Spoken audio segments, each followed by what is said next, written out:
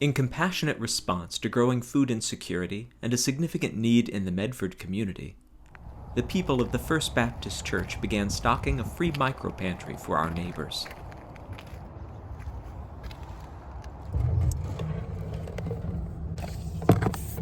These are stories of the MicroPantry. Hi, my name is Barbara Droschka, and I was asked to talk about my work with the food pantry. In preparing for this message, I found the following scripture, Isaiah 58:10. If you give some of your own food to feed those who are hungry, and to satisfy the needs of those who are humble, then your light will rise in the dark, and your darkness will become as bright as the noonday sun. This is the essence of our goal for this project, that we as a church community use our resources to help others in need. It is clear that there is a need in our church neighborhood and in the city of Medford. By helping others, we too will be blessed. I have been helping with the MicroPantry since it was installed in the fall. Fred checks it every Saturday morning when he comes to Medford to get donuts with a difference to take to his co-workers. Sometimes I also check it on Saturdays, and we always check it on our way into church on Sunday mornings. We have encountered several people who have stopped by to either add items or take items they need. It's a blessing to see that this is a need that our church can help with.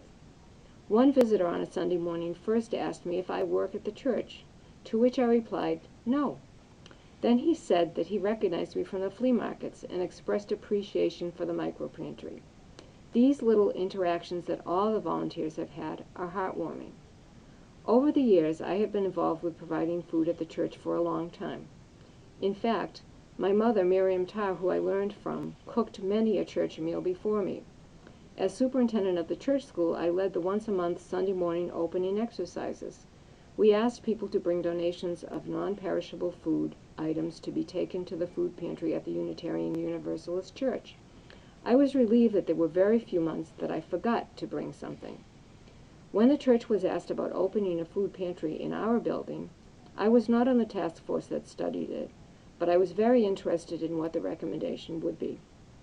I was concerned that I might need, or want, to take on yet one more thing to do. Finding space in the church for a full-scale food pantry and its impact on already used space was also a concern.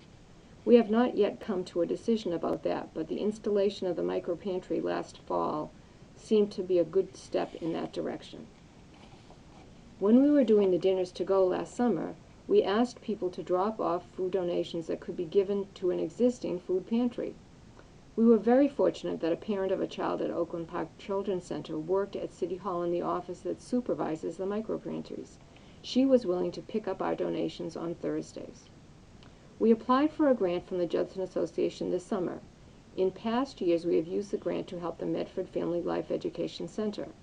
I suggested that we increase the amount requested by $500 so that we could buy food as needed for a MicroPantry, a community outreach project. Since then, others have asked me how to make a donation for the MicroPantry.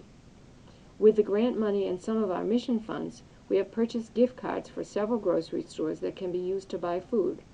I went to a market basket and used a gift card to buy items that were specifically needed. It was fun. Members and friends of the church and neighbors have made a lot of donations of food. This is great. We now have 2 bookshelves in one of the living rooms at 34 Oakland Street to store and organize the food so it's easy to restock. There are 7 volunteers, each checking 1 day a week on the MicroPantry. Many hands make light work. We invite you to join us. Reverend Matt asked us on Ash Wednesday to be intentional about identifying joy in our lives during Lent. The MicroPantry is a source of joy for me. Thank you.